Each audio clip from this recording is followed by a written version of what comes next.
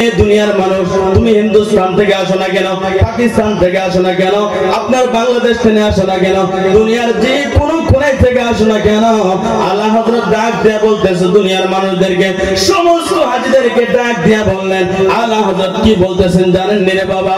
হাজিও আওশান শাকা রোজা দেখো, হাজিও আওশান শাকা রোজা দেখো, কাবা তো দেখছো, কাবে কা কাবা দেখো। দুনিয়ার মানুষ, তোমরা তো কাবা শরীফের জিয়ারত করলা, কাবা শরীফের তওয়াফ করলা, এখন যিনি কাবার ও কাবা আমার মদিনা ওয়ালা নবীর রওজা দেখে যাও। সূরা বলুন না সুবহানাল্লাহ। এই কথা শুধু আল্লাহ বলে না, আল্লাহ রাব্বুল আলামিন পবিত্র কোরআনুল কারীমের মধ্যে বলেছেন। মাঝে মাঝে আয়াতগুলো এই জন্যই বলতেছে, মাঝে মাঝে হাদিসগুলো এই জন্যই বলতেছে। কাল সকালে অনেকেই বলবে মুফতি সাহেব কিসসা বলে গেছে, কোরআনের আয়াত বলে না। ওই বলবে না, এটা মানুষের খাসিলে তো পরিণত হয়েছে, নিজে পাই না অন্যের দোষ ধরে, নিজে পাই না অন্যের দোষ ধরে। আল্লাহ রাব্বুল আলামিন বলেন, ওয়ালাউ আন্নাহুম ইযু যালামু আনফুসাহুম জাউ। আল্লাহ তাআলা বলেছেন, মানুষ তোমরা যখন নিজের জানের উপরে জুলুম করবা, তোমরা দায়ে বায়ে না দেখা সোজা আমার নবীর দরবারে চলে যাও। কারণ কে বলেছে নবীর দরবারে যাওয়ার কথা? এখন যদি কোনো হাজী সাহেব মক্কা থেকে হজ করে আসি কয় কাবা শরীফ জিয়ারত করে মদিনা যাওয়া দরকার নাই, ওর কথা মানা যাবে? সেটা বলেন মানা যাবে? আল্লাহ সরাসরি বলেছেন, ওয়ালাউ আন্নাহুম ইউযালামু আনফুসাহুম যাও, যখন তোমরা নিজের জানের উপরে জুলুম করবা, তোমরা যাও আমার নবীর মদিনায়। জোরে বলুন না সুবহানাল্লাহ। মদিনা যাইতে চাই কি চাই না? জোরে বলেন চাই কি চাই না? আরে মদিনা মদিনা আশিক মুমিনের ঠিকানা, বলো না মদিনা মদিনা আশিক মুমিন। বাবা দিদার চায় কাদো তোমরা, দিদার চায় কাদো তোমরা, হও না নবীর দেওয়ানা, মদিনা মদিনা আশিক মুমিনের ঠিকানা, বলো না মদিনা মদিনা। খারাপ লাগতেছে? খারাপ পাইতেছেন? খারাপ বলে বাদ দেই, আমরা আর কুলাইতেছে না, কালকেও জলসা আছে, বাদ দিব। একটু দরুদ শরীফ পড়েন, আল্লাহুম্মা সাল্লি আলা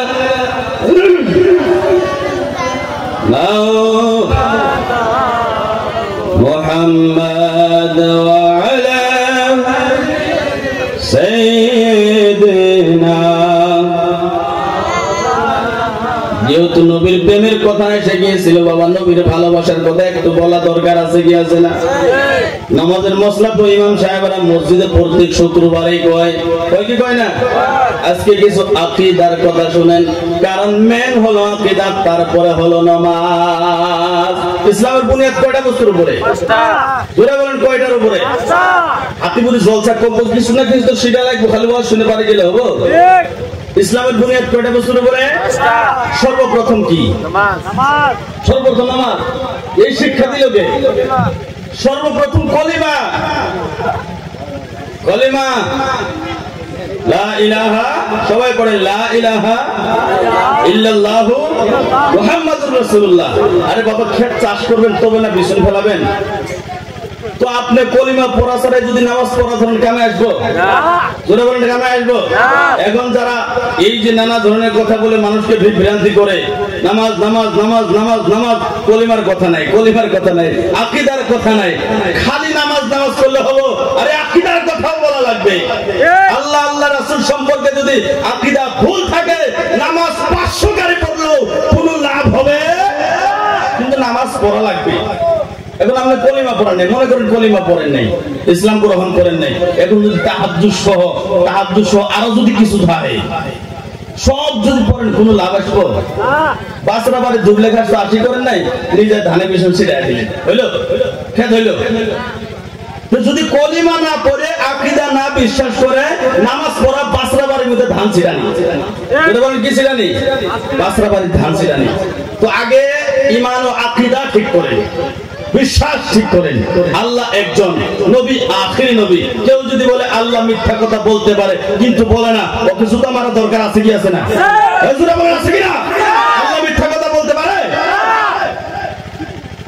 আল্লাহ সম্পর্কে কি আকীদা আপনাদেরকে শিখাইতেছে? হ্যাঁ, বেটা বহর থাকলে বসো। আল্লাহ মিথ্যা কথা বলতে পারে, এমন কথা কেউ কিতাবে লিখতে পারে?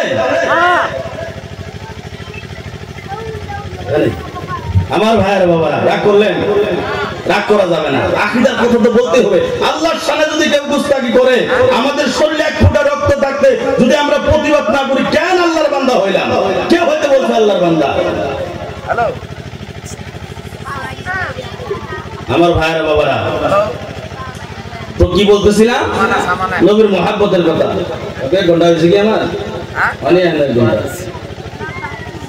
আমার ভাইয়েরা, 4 মিনিট থেকে আর কিছু বাইরে ওকে, এটা কমপক্ষে শেষ হওয়া লাগবে। বন্ধুগণ আমার রাজি আছেন না?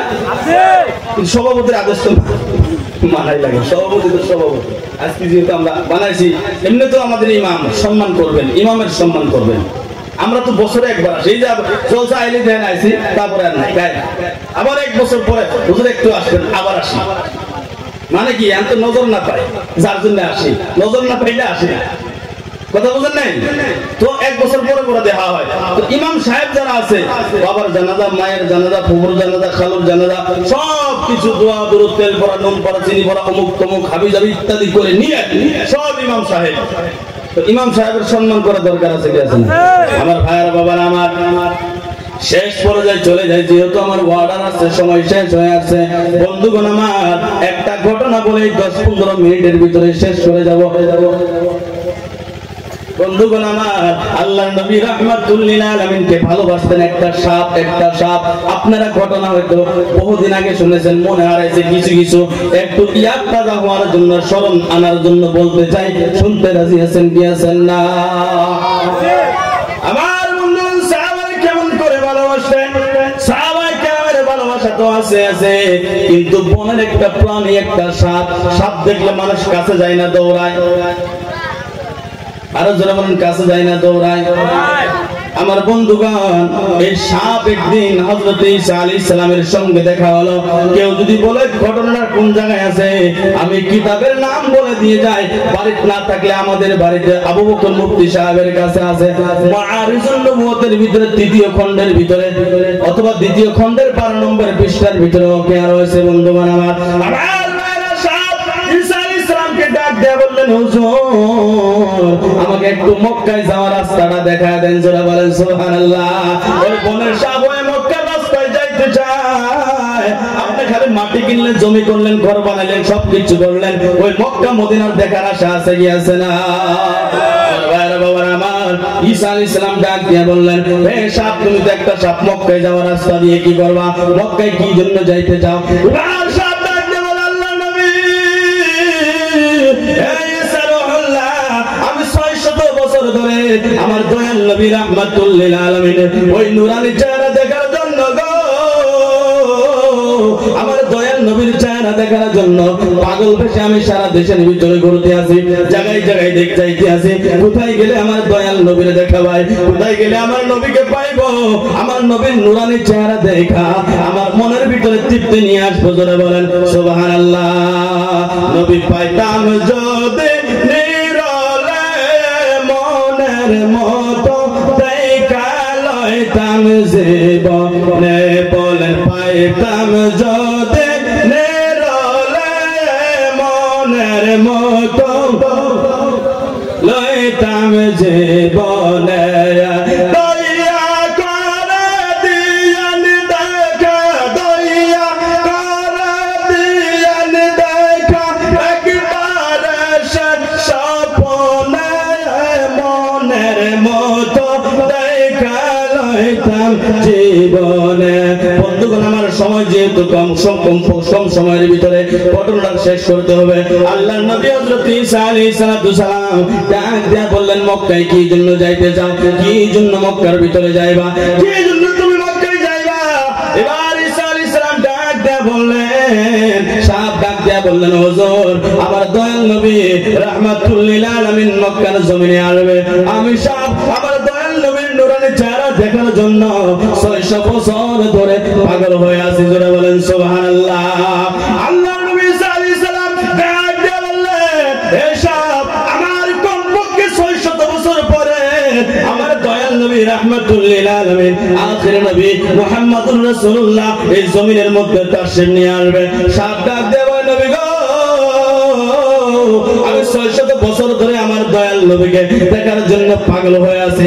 আর 600 বছর যদি থাকতো আমার জন্য কোনো ব্যাপার না, আমার দয়াল নবীর জন্য আমি আরো 600 বছর পর্যন্ত দাঁড়িয়ে থাকতে পারবো। সুবহানাল্লাহ। আমি মক্কায় এই জন্য যাইতে চাই। সাহেব ডাক দিয়ে বললেন হুজুর মক্কায় যাইতে পারি কি পারি না জানি না, মদিনায় যাইতে পারবো কি পারবো না জানি না, কিন্তু আমি শুনেছি আমার দয়াল নবী রাহমাতুল লিল আলামিন কাফের রক্ত ঝরে, বেঈমানদের রক্ত ঝরে মক্কার সরজমিনে থাকতে পারবে না। ওই মক্কার সরজমিনকে ছেড়ে মা বাবা সব কিছু ছেড়ে আত্মীয় স্বজন সবাইকে ছেড়ে আমার দয়াল নবী একদিন হিজরত করে মদিনায় আসবে। অনেক লম্বা ঘটনা বাবা, হিজরতের কথা বলতে গেলে সারা রাত চলে যাবে, সরাসরি এই ঘটনাটাই আমি বলে যাই। আর সাপ ডাক দেব নবী, আমি চাই আমার দয়াল নবী যে রাস্তার ভিতরে আসবে, যে রাস্তা দিয়ে হিজরত করে মক্কা থেকে মদিনায় যাবে, আমি সাপ চাই ওই গোত্রের ভিতরে গারে সোরের ভিতরে যারা হাজী সাহেব গিয়েছেন গারে সোর দেখে এসেছেন, আমার দয়াল নবী ওই জায়গার ভিতরে এসে থাকবে, 3 দিন পর্যন্ত কিয়াম করবে। আমি সাপ ওই গাতের ভিতরে যাইয়া নবীর ইন্তজার করব, যেদিন আমার দয়াল নবী আসবে আমার দয়াল নবীর নূরানি চেহারা দেখা আমার মনের তৃপ্তি মিটাবো। জোরে বলেন সুবহানাল্লাহ। সাপ হয়ে নবীকে দেখতে চাই, আমরা উম্মত হয়ে নবী দেখতে চাই কি চাই না? আমার বন্ধুগণ, সাপ চলতে চলতে চলতে চলতে চলতে ওই গাতের ভিতরে পৌঁছে গেল। গাতের ভিতরে একাই কি করবে? 600 বছর 600 বছর জীবন কাটাইতে হবে। ওই সাপ পয়সা পয়সা প্রেমিকের আশায় ওই সাপ পয়সা পয়সা দয়াল নবীর প্রেমে পাগল হয়ে একটা একটা করে 70টা ছিদ্র সেই গাতের ভিতরে করেছেন। জোরে বলেন সুবহানাল্লাহ। আমার বন্ধুগণ, এই জন্য 70টা ছিদ্র করেছে। সাপ জানে আল্লাহর নবীর সঙ্গে কেউ না কেউ আসবে, আল্লাহর নবীর পাগল আরো একজন আসবে। আমি যেমন পাগল আল্লাহর নবীর সঙ্গে কোনো না কোনো পাগল আসবে। এই আমার যুবক ভাইরা, মুরব্বী বাবারা, এই মা বোনেরা, একটা সেকেন্ডের যুদ্ধে যদি নবীর পাগল হইতে পারো রে, এই নবীর প্রেমের পাগল হইয়া নবীর প্রেমটা যদি একটা সেকেন্ডের জন্য আল্লাহর দরবারে কবুল হয়ে যায়, সারা জীবনের আমল থেকে বেশি ভালো হয়ে যাবে। বলেন সুবহানাল্লাহ। আমার ভাইরা বাবারা আমার, ওই সাপ 70টা ছিদ্র করলেন। এবার সাপ জানাই দিতে চায় আল্লাহর নবীর সঙ্গে কেউ না কেউ আসবে। যদি আমার একটা দরওয়াজা বন্ধ করে দেয়, আমি অন্য দরওয়াজায় নবীকে দেখতে পারবো। 2টা বন্ধ করে দিলে 3 নম্বর দরওয়াজা দিয়ে দেখতে পারবো। 5 নম্বর 10 নম্বর 69 নম্বর পর্যন্ত যদি বন্ধ করে দেওয়া হয়, 70 নম্বর দরওয়াজা দিয়ে আমি দয়াল নবীকে দেখতে পারবো। দয়াল নবী হিজরত করে, কথাটাই জায়গায় রাখলাম, দয়াল নবী হিজরত করে গোফার কাছাকাছি পৌঁছে গেলেন। আবু বকর ডাক দিয়ে বললেন, ইয়া রাসূলুল্লাহ, ইয়া হাবিবাল্লাহ, গোফা দেখা যায়, এর ভিতরে আপনি আগে যাইবেন না, নিশ্চয় করে কোন হিংস্র প্রাণী থাকতে পারে, আপনাকে দংশন করবে, কষ্ট দিবে। ইয়া রাসূলুল্লাহ, ইয়া হাবিবাল্লাহ, আমি আগে গোত্রের ভিতরে যাইয়া দেখি কিছু আছে নাকি। গোত্রটাকে সুন্দর করে সাফ করলেন। গোফাটাকে সাফ করার পরে নিজের কাপড়ের শরীরের কাপড় সেইরা সেইরা ছিদ্র করে বন্ধ করলেন। বন্ধ করতে করতে 69টা ছিদ্র যখন বন্ধ হয়ে গেল, একটা ছিদ্র বন্ধ করার জন্য কাপড় শেষ হয়ে গেছে। এবার আবু বকর কাপড় না পাইয়া নিজের পায়ের এই এড়ি দিয়া ছিদ্রকে বন্ধ করে রেখেছেন। সূরা বলেন সুবহানাল্লাহ। যখন আল্লাহ নবী কাছে প্রবেশ করলেন, প্রবেশ করার পরে আবু বকরের উরুর উপরে ঘুমিয়ে আছে, উরাতের উপরে মাথা দিয়ে সুন্দর করে ঘুমিয়ে আছে, ঘুম যাচ্ছেন। এবার ওই সাপ আয়েশার গাতের চতুর্দিকে ঘুরে দেখতেছেন সমস্ত দরওয়াজা বন্ধ করে দিয়েছে, সমস্ত দরওয়াজা বন্ধ হয়ে গেছে। সাপ নবীর প্রেমে পাগল হয়ে গেছে, নবীর প্রেমে পাগল হয়ে চিৎপিট করে এইদিকে ওইদিকে ঘুরতে আছে। ঘুরতে ঘুরতে কোন জায়গায় যখন ছিদ্র না পাইলো, কোন দরওয়াজা না পাওয়ার পরে এবার আবু বকর যে ছিদ্রের ভিতরে পায়ের এড়ে দিয়ে লাগায় রেখেছে দিয়েছিলেন, বন্ধ করেছিলেন, সেই জায়গার মধ্যে পৌঁছে গেলেন। সাপ দৌড় দিয়ে বারবার ধাক্কা দেয়, বারবার ধাক্কা দেয়। তারপরে বুঝাতে যায় আবু বকর, পাটা একটু সরে আবু বকর, আমি সাপ আজকে 600 বছর ধরে এই গাছের ভিতরে বসে আছি আমার দয়াল নবীর চেহারা দেখার জন্য। আবু বকর রে, একটা সেকেন্ডের জন্য তোমার পাওটা হটায় নাও, আমার দয়াল নবীর চেহারা আমি দেখতে চাই। বলেন সুবহানাল্লাহ। আমার বন্ধুগণ, আমার ভাইরা বাবা, আমার সাপ আবু বকর যখন কদম হাঁটাইলো না, পা হাঁটাইলো না, সাপ এবার রাগে রাগান্বিত হয়ে এবার আবু বকরের কদমের ভিতরে দংশন করে দিল। 2-3 বার দংশন করার পরে আবু বকরের শরীরে যখন বিষ উঠে গেল, আবু বকরের চেহারাটা কালো হয়ে গেছে, কিন্তু কাঁদতেও পারে না, লড়তেও পারে না, চলতেও পারে না। আবু বকর বোঝাতে দুনিয়ার মানুষ, আমি আবু বকরের জান যদি চলে যায় চলে যাক, আমার সব যদি শেষ হয়ে যাক, আমার দয়াল নবীর নিন্দের ভিতরে ঘুমের ভিতরে আমি ডিস্টার্ব করতে পারবো না, নবীকে আমি কষ্ট দিতে পারবো না। এবার আবু বকর কাঁদতে কাঁদতে একটুরে চোখের পানি আমার দয়াল নবীর নূরানি গালের ভিতরে পড়ে গেল। আমার নবী জাগৃত হয়ে গেল, ঘুম থেকে জাগৃত হয়ে ডাক দিয়ে দেখতেছে আবু বকরের চেহারাটা কালো হয়ে গেছে। আমার নবী ডাক দেয়, আবু বকর তোমার চেহারা কি জন্য কালো, তুমি কি জন্য কাঁদতে আসো? আবু বকর ডাক দেয়া বললেন, ইয়া রাসূলুল্লাহ, ইয়া হাবিবাল্লাহ, একটা সাপে আমাকে দংশন করেছে। আল্লাহর নবী আবু বকর আগে কি জন্য বলে নাই? আবু বকর ডাক দেয়া বলে, নবী আমার জান যায় চলে যাক, কিন্তু আপনার নিন্দের ভিতরে ঘুমের ভিতরে আমি ডিস্টার্ব করতে পারবো না। এবার আল্লাহর নবী রাহমাতুল লিল আলামিন নিজের মুখ থেকে থুতু মুবারক নিয়ে যে জায়গার ভিতরে সাপে দংশন করেছে লাগায় দিতে দেরি হয়ে গেছে, ভালো হইতে দেরি হয় নাই। জোরে বলেন না সুবহানাল্লাহ। আজকে আমরা যারা বলি নবী আমার মতো, নবী থুতু দিলে সাপের কাটা বেমার ভালো হয়ে যায়, তোমারে পাইটা খিলাইলেও তো সাপের বিষ ভালো হবে না, হবে? আমার ভাইরা বাবা আমার, এবার আবু বকরের বিষ ভালো হয়ে গেল, সাপের সঙ্গে নবীজির কথা হলো, এ সাপ তুমি আমার দোস্ত আবু বকরকে কি জন্য কাটলা, কি জন্য দংশন করলা? সাপ এবার চোখের পানি ছেড়ে দিয়ে ডাক দেয়, নবী গো, না না, আপনার আবু বকরকে আমি দংশন করতে চাই নাই, আপনার আবু বকরকে দংশন করতে চাই নাই। ইয়া রাসূলুল্লাহ, নবী গো, 600 বছর ধরে আপনাকে দেখার জন্য এই গুফার মধ্যে আমি দাঁড়িয়ে আছি, কিন্তু আবু বকরের পাও দিয়ে আমাকে রুখে রাখা হয়েছে, আমাকে ভিতরে আসতে দেওয়া হয় না, এই জন্য আমি আবু বকরের শরীরের ভিতরে দংশন করেছি যাতে পাওটা হাঁটায় নাই। আমি 600 বছর ধরে আপনার চেহারার দিদার করার জন্য দাঁড়িয়ে আছি, আবু বকর পাও হাঁটাইলে আপনার নূরানির চেহারার যাতে আমি জিয়ারত করতে পারি। জোরে বলেন সুবহানাল্লাহ। মনে বড় আশা ছিল যাব, জোরে বলেন মনে বড় আশা ছিল যাব,